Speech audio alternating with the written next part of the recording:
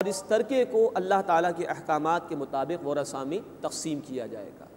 تو ترتیب کچھ اس طرح ہے کہ جو بھی مرنے والے کا ترکہ ہے، پہلے اس کے کفن دفن کے انتظامات کے اخراجات، پھر قرض کی ادائیگی، پھر وصیت پر عمل درآمد، اور اس کے بعد اگر کچھ بچ رہے تو وہ ورثہ میں اللہ کے مقرر کردہ حصوں کے مطابق تقسیم کیا جائے گا۔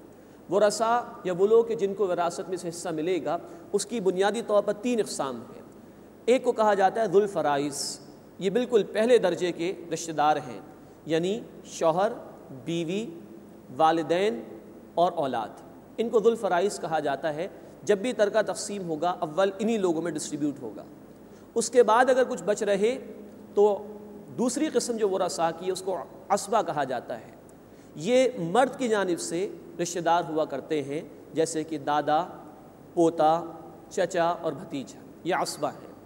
ان میں بھی اگر ڈسٹریبیوٹ ہو گیا اور پھر کچھ بچ رہے تو اب نمبر 3 ذوی الارحام، یہ تیسری قسم ہے رشتہ داروں کی، جو کہ عورت کی جانب سے رشتہ دار ہوا کرتے ہیں، مثلا نانا، نواسا، ماموں، بھانجا وغیرہ وغیرہ۔ تو یہ 3 اقسام ہے ورثہ کی، ذو الفرائض، عصبہ اور ذوی الارحام۔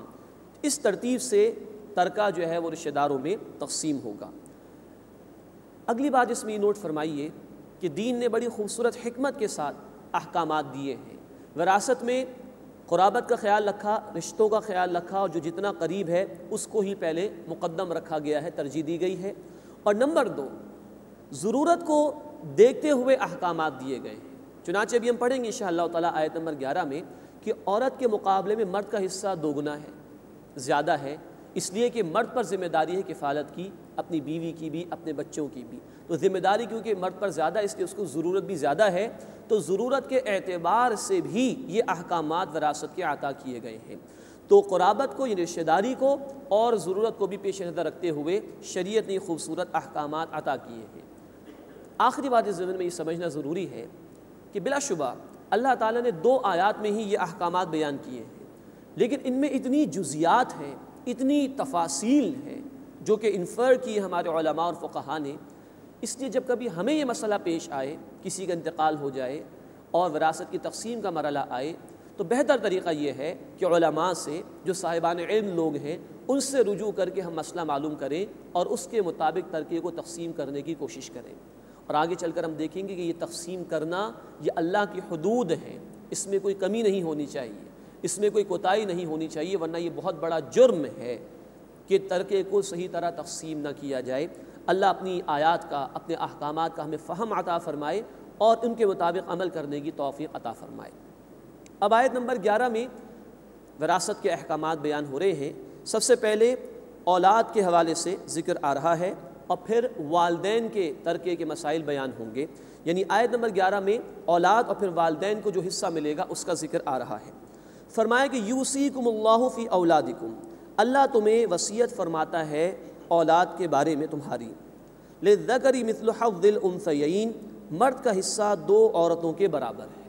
یہ جیسے کہ میں نے عرض کیا، یہ اللہ کی حکمت ہے، اس میں کوئی معاذ اللہ عورتوں کو کمتر نہیں ثابت کیا جا رہا جیسا کہ بعض لوگوں نے محسوس کیا ہے، بلکہ غور فرمائیے کہ ایک اسلامی معاشرت میں اللہ کی تعلیمات کے مطابق عورت کا اصل دائرہ کار اس کا گھر ہے، بچوں کی پرورش یہ اس کی اصل ذمہ داری ہے، اور گھر کا نظام چلانا۔ باقی معاشی جد و جہد سے اس کو بالکل فارغ کر دیا گیا، ذمہ داری ہے ہی نہیں۔ اپنے گھر میں ہے تو والد کی ذمہ داری، والد نہیں تو بھائی کی ذمہ داری، وہ بھی نہیں تو چچا اور دیگر قریبی رشتہ داروں کی ذمہ داری۔ شادی ہو گئی عورت کی تو شوہر کی ذمہ داری۔ عورت پر کہیں زور ہے ہی نہیں، کہیں جبر ہے ہی نہیں معاشی جد و جہد کے اعتبار سے۔ تو جیسے ہی اس پر ذمہ داری کم رکھی گئی، حق بھی کم رکھا گیا۔ مرد پر ذمہ داری ہے بیوی کی کفالت کی، بچوں کی کفالت کی، اس لیے فرمایا گیا کہ للذکر مثل حظ الانثیین، مرد کا حصہ 2 عورتوں کے برابر ہے۔ فإن كن نساء فوق اثنتین، پھر اگر عورتیں ہوں 2 سے زیادہ، یعنی کوئی بیٹا نہیں ہے، بیٹیاں ہی بیٹیاں ہیں، تو 2 سے زیادہ اگر عورتیں ہوں، فلہن ثلثا ما ترک، تو ان کے لیے ہے 2/3 جو کہ اس نے ترکے میں سے چھوڑا۔ ترکے کا 2/3 حصہ ان بیٹیوں میں تقسیم ہو جائے گا۔ مزید نوٹ فرمائیے، یہاں کہا جا رہا ہے کہ 2 سے زیادہ، اس پر اتفاق ہے امت کا کہ اگر 2 بیٹیاں بھی ہوں تو ان کو بھی 2/3 حصے میں سے ملے گا، بقیہ جو بچے گا وہ پھر دیگر رشتہ داروں میں جائے گا۔ وَإِن كَانَتْ وَاحِدَةً، اور اگر ایک ہی ہو یعنی بیٹی فلہن نصف تو اس کے لیے ترکے میں سے نصف حصہ ہوگا۔ اب ایک بات یہاں رہ گئی کہ اگر بیٹا ہی ایک ہو تو پھر کیا ہوگا؟ تو اس پر امت کا اجماع ہے۔ اجماع سے مراد کے صحابہ سے یہ اجماع چلا آ رہا ہے، امت کے علماء کی اس رائے پر اتفاق کا معاملہ پیش آ چکا ہے۔ یہ اجماع ہے کہ اگر ایک ہی بیٹا ہو تو اگر کوئی اور وارث ہے تو ان کو دینے کے بعد سارا ترکہ اسی بیٹے کو مل جائے گا۔ یہ اس پر اجماع ہے امت کا۔ اب والدین کے حوالے سے بات ہو رہی ہے۔ ولی ابویہ لکل واحد منہما السدس، اور اس کے ماں باپ کے لیے یعنی دونوں میں سے ہر ایک کا چھٹا حصہ ہے، مما ترکا جو اس مرنے والے نے ترکہ چھوڑا، ان کان لہ ولد اگر اس کی اولاد ہو، یعنی مرنے والے کی اگر اولاد ہے تو ماں اور باپ دونوں کو 1/6 حصہ مل جائے گا۔ یہ والدین کی وراثت میں پہلی بات بیان ہوئی۔ فَإِن لَمْ يَكُن لَهُ وَلَد، پھر اگر اس کی اولاد نہ ہو، وَوَرِثَهُ أَبَوَاهُ اور ماں باپ ہی اس کے وارث ہوں، فَلِأُمِّهِ الثُّلُث تو اس کی ماں کا 1/3 حصہ ہوگا 1/3۔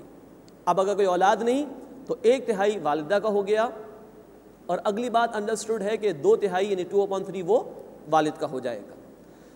فَإِن كَانَ لَهُ إِخْوَةٌ پھر اگر اس کے یعنی مرنے والے کے کئی بہن بھائی ہوں، فَلِأُمِّهِ السُّدُسُ تو اس کی والدہ کا 1/6 حصہ ہوگا۔ اس سے مراد یہ ہے کہ بقیہ 5/6 وہ والد کو مل جائے گا۔ یہ بھی نوٹ فرمائیے کہ اگر والدین حیات ہوں تو پھر بہن بھائی کا کوئی حصہ نہیں ہے ترکے میں سے، اس لیے کہ اس اولاد کی بہن بھائیوں کی کفالت والد کے ذمے ہے، تو 1/6 والدہ کو مل گیا، 5/6 والد کو مل جائے گا، اور وہ ظاہری بات ہے والد خرچ کس پہ کریں گے؟ اسی کے بہن بھائیوں پر۔ تو جب والدین زندہ ہوں تو بہن بھائیوں کو وراثت میں سے حصہ نہیں ملتا، کیونکہ کفالت والد کی ذمہ داری ہے۔ تو فرمایا کہ فَإِن كَانَ لَهُ إِخْوَةٌ پھر اگر اس میت کے مرنے والے کے کئی بہن بھائی ہوں، فَلِأُمِّهِ السُّدُسُ تو اس کی والدہ کا 1/6 حصہ ہے، اور جیسے کہ میں نے عرض کیا بقیہ والد کا۔ مِن بَعْدِ وَصِيَّةٍ يُوصِي بِهَا أَوْ دَيْنٍ اس وصیت کے بعد جو وہ کر گیا یا قرض ادا کرنے کے بعد۔ یہ جیسے کہ میں نے تمہیدی طور پر عرض کیا تھا کہ قرض کی ادائیگی بھی ہوگی، وصیت پر بھی عمل ہوگا، لیکن نوٹ فرمائیے اس بات کو کہ اس پر سنت کی روشنی میں اجماع ہے امت کا کہ قرض پہلے ادا ہوگا، وصیت پر عمل بعد میں ہوگا۔ لیکن قرآن میں الفاظ وصیت کے پہلے آئے اور قرض کا ذکر بعد میں آیا۔ اس کی وجہ یہ ہے، علماء نے یہ بات بیان فرمائی کہ قرض کا مطالبہ کرنے والے تو فوراً ہی آ جائیں گے، وہ تو پیچھا نہیں چھوڑیں گے، لیکن وصیت جن کے حق میں کی گئی ہے شاید ان کو معلوم بھی نہ ہو، تو وصیت پر زور دینے کے لیے وصیت کا ذکر پہلے آیا، قرض کا ذکر بعد میں کیا گیا۔ لیکن اس پر اجماع ہے کہ جب ترکے کو تقسیم کرنے کی بات آئے گی تو قرض کی ادائیگی پہلے ہے اور وصیت پر عمل درآمد اس کے بعد ہوگا۔ آباؤکم وابناؤکم لا تدرون ایہم اقرب لکم نفعا تمہارے باپ اور تمہارے بیٹے تمہیں معلوم نہیں ہے ان میں کون تمہارے لیے نفع پہنچانے میں نزدیک تر ہے۔ یہ اللہ کے علم میں ہے، اللہ سب کا پیدا کرنے والا ہے، مرد کا بھی اور عورت کا بھی، والدین کا بھی اور اولاد کا بھی، بھائیوں کا بھی بہنوں کا بھی۔ اس کو معلوم ہے کہ میری اس مخلوق کے لیے کیا شے بہتر ہے، تو اللہ کے حکم کو مانو، اپنی عقل کو اس کے اوپر ترجیح مت دو۔ فریضۃ من اللہ یہ اللہ کی طرف سے مقرر کردہ حصہ ہے۔ یہ ہیں الفاظ اصل میں زور جس میں ہے۔ اس ترکے کی تقسیم کو معمولی شے نہ سمجھو، یہ اللہ نے فرض کیا ہے۔ ان اللہ کان علیما حکیما بے شک اللہ تعالیٰ خوب علم رکھنے والا، حکمت والا ہے۔ یہ ایک آیت مکمل ہوئی جس میں اولاد اور والدین کے ترکے کے حوالے سے ذکر آیا تھا۔ اب جو اگلی آیت ہے اس میں شوہر اور بیوی ان کے درمیان تقسیم کیسے ہوگی وراثت کی، اس کا ذکر آ رہا ہے۔ فرمایا کہ وَلَكُمْ نِصْفُ مَا تَرَكَ أَزْوَاجُكُمْ اور تمہارے لیے آدھا ہے جو چھوڑ جائیں تمہاری بیویاں، إِن لَمْ يَكُنْ لَهُنَّ وَلَدٌ اگر ان کی کچھ اولاد نہ ہو۔ یہ شوہروں کی وراثت بیان ہو رہی ہے کہ تمہاری بیویاں جو چھوڑیں گی اس میں سے تمہارے لیے آدھا حصہ ہے اگر ان کی کچھ اولاد نہ ہو۔